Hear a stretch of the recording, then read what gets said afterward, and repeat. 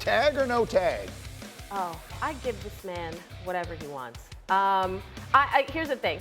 I think you should tag him, right? Just to ensure that you don't lose him. But here's the thing. Oh, excuse me. No tag him. Sorry. Don't tag him because he commands top dollar at that position. I know they have L'Jarius Sneed, another guy that they could keep. I would tag Sneed over Chris Jones. One way or another, you got to bring both those guys back. You don't win the Super Bowl without either one of them. Let's talk about T. Higgins, Lewis. Tag or no tag? Yeah, you got to tag him. You got to work out a long-term deal here. You know, Jamar Chase is coming up in 2025 to be a free agent. Tyler Boyd's also a free agent this year. You got to let him walk. You got to prioritize T. T has shown when Jamar has not been there, he's a legit number one. He's the kind of guy that can go ahead and win you games with big plays outside, inside. He can do it all. And look, Joe Burrow's back on the redemption tour coming off that injury in 2024.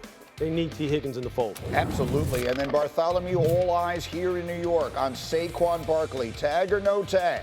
No tag, man. Listen, Joe Shane, needs to just tell Saquon, listen, man, we just not that into you. They out here treating Saquon like a side piece, man. They give him just enough to make him satisfied. Like, go, they not commit to you long term, man. They just wait for a better, cheaper option, Saquon. Get the picture, man. That's a good analogy, though. That's a great analogy. It is. It is, unfortunately. In the commercial, you'll explain it to me.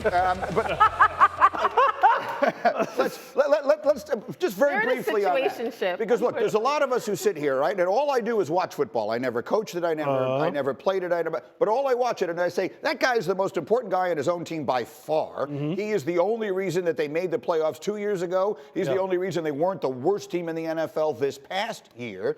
And yet they just don't want to, they're just not all that into him. And when I asked you this morning, well, if he becomes a free agent, this team, that team, you're telling me you don't think anybody is breaking the bank for him? No, I don't, because it's just a question of value, and you can get better value with a younger player that has less mileage on their tires and has more tread on their tires, and really, quite honestly, can probably produce more explosives, break more tackles, and be more of a factor back, in the words of Merle Hodge, than what Saquon can at this point in his career. And look, when he came out, I was one of his biggest fans. But that's why I'm saying, hey, look, if you're the Giants, you're not breaking the bank. You're not going to go ahead and sign him to a deal that's going to put you in any kind of cap difficulty. And when you think about other teams, like naturally there's going to be other teams that come up and you go, well, could he be a difference maker? Cowboys?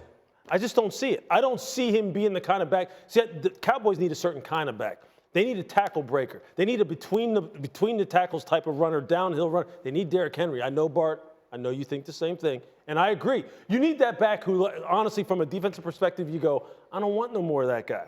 I don't want any more because it's starting to hurt to hit him. Dallas needs that kind of guy, and that's not Saquon. Listen, Saquon can, I think, provide tremendous value for a certain team.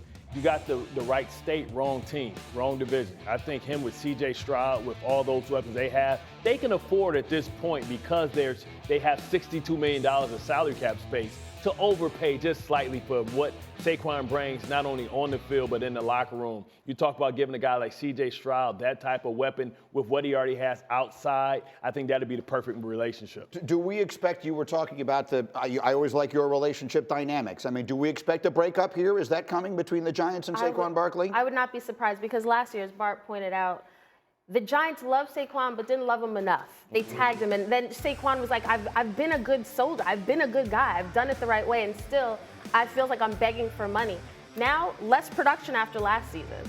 And you're going to have to, if you tag him, it's going to be more money than they even wanted to give him last year. Like, the dollars and cents don't add up, but I disagree with Lewis. I do think he would bring value to the Cowboys. I do not think Saquon is done by any means. I wish the Cowboys had addressed their running back situation last year. Yeah, but, I mean, see value, right? All right. So we're talking about future performance projection, right? That's what contracts always are. Yeah. Right. See, many people don't really want to look at it that way. They think contracts are supposed to be a reward for what you did. In football, it don't work like that, especially when you're talking about running backs. Running backs are like a sports car. As soon as you drive them out, every single carry, their value goes down. I didn't make it that way. That's just the way it is. So for Saquon, what I'm saying is this. If you're New York, you're sitting there and you're going, and you look at it objectively, you're going, he has produced less explosives, getting less yards after initial contact, since his injury. It started to go downhill. So if I'm a football team like Dallas, where I'm sitting there going, look, Tony Pollard is a sports car. He is not they need a guy between the tackles. He's just not that kind of guy anymore. He's not. He's a fringe guy. He's on the perimeter guy. He's a screen guy. He's a guy you need to get into space. They already have one of those kind of guys, and you see what happened. Right. They need a different profile. Okay. That's what I'm saying. So that's that part of it, and we'll see whether we all agree or disagree. Besides Patrick Mahomes, what other quarterback in the AFC has accomplished anything to get more credit than Dak? Joe Burrow. Josh Allen. Did he finish? No. But they got further. It doesn't matter how far you get. If you're going home and you're not tearing the ring, it doesn't matter. What have they done? They've done more than that. Josh Allen almost made it to the NFL Super Bowl. He made it to an AFC championship. It doesn't matter. He couldn't beat the number one guy. It doesn't matter. He couldn't beat the number one guy. He couldn't beat the number one guy. Joe Burrow beat the number one guy. And then he lost to Stafford. And then he lost to Stafford. He lost to Stafford.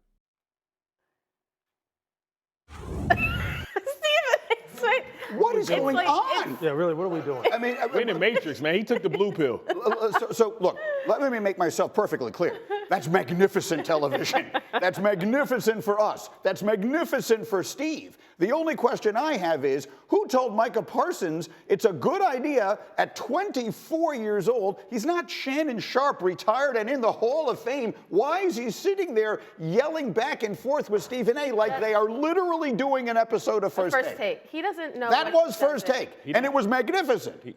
But why is he doing it? He doesn't know what he doesn't know. Exactly. But he thinks he knows everything. He's 24.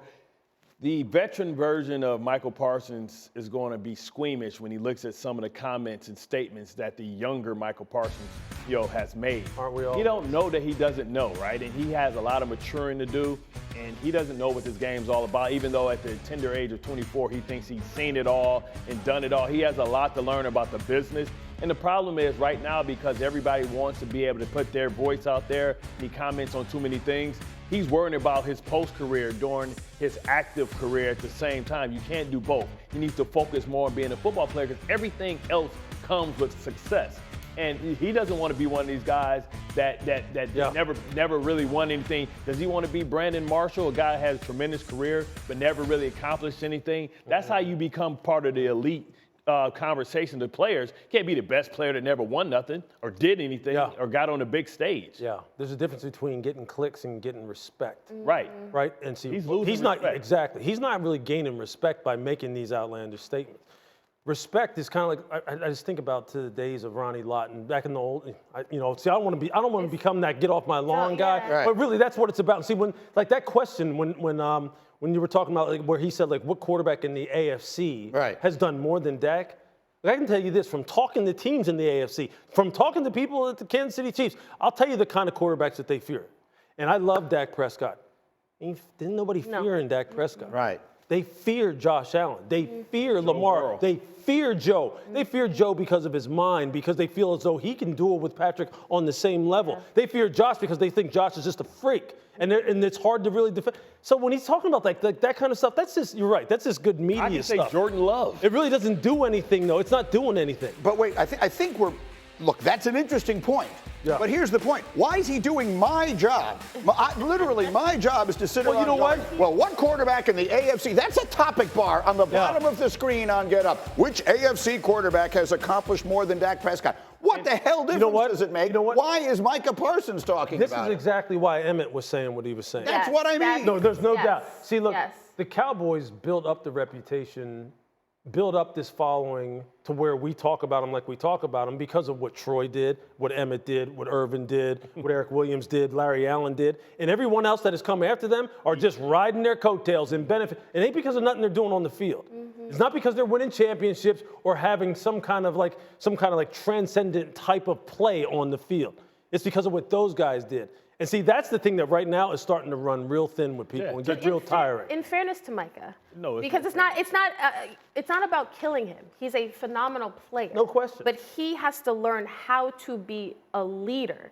And being a leader, what comes with that is experience, which, to no fault of his own, he doesn't have it. He thinks he has enough experience, but he's 24 years old. That's not an excuse either. No, it's not an excuse. I was there with Ed Reed. He was 24 years old.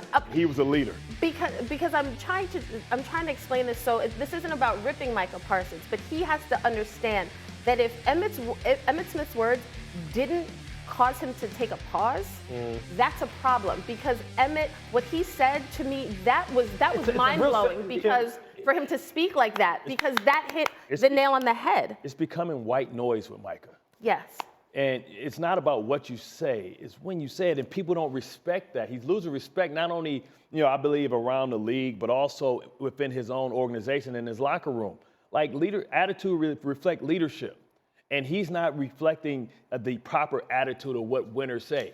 That's what. Well, you know what? He's talking about the right things, but just say less and do more. All right, so like down in Kansas City, like you don't hear their defensive leader. Chris Jones. You don't hear them saying this kind of stuff. They just do it.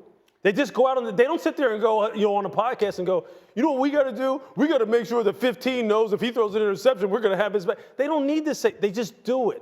If you just do that and you just win, all of a sudden, you know what? All the different interview offers and all kinds of stuff will come at you tenfold. You don't need to sit here and drum up all this kind of crap for us to talk about that really doesn't mean anything. But you're right. It does give us stuff to talk about. Look, I mean, it's magnificent content, but that's not his job. Exactly. And I think it actually is detrimental to his job. I'm old enough that I was doing talk shows when Troy Aikman and Emmitt Smith and Michael Irvin were playing. And you know what? There were people who questioned Troy then. Sure. There were people who said, oh, look at his numbers. They're not what some of the other elite quarterback numbers are, blah, blah, blah. You know what Emmitt Smith didn't do? Yeah. He didn't go on an interview and start comparing him to the best quarterbacks in the AFC. They just take care of business. That's right. And then that answers the question by itself. All right. We got to see what else I need to fix in all the time that I've been gone.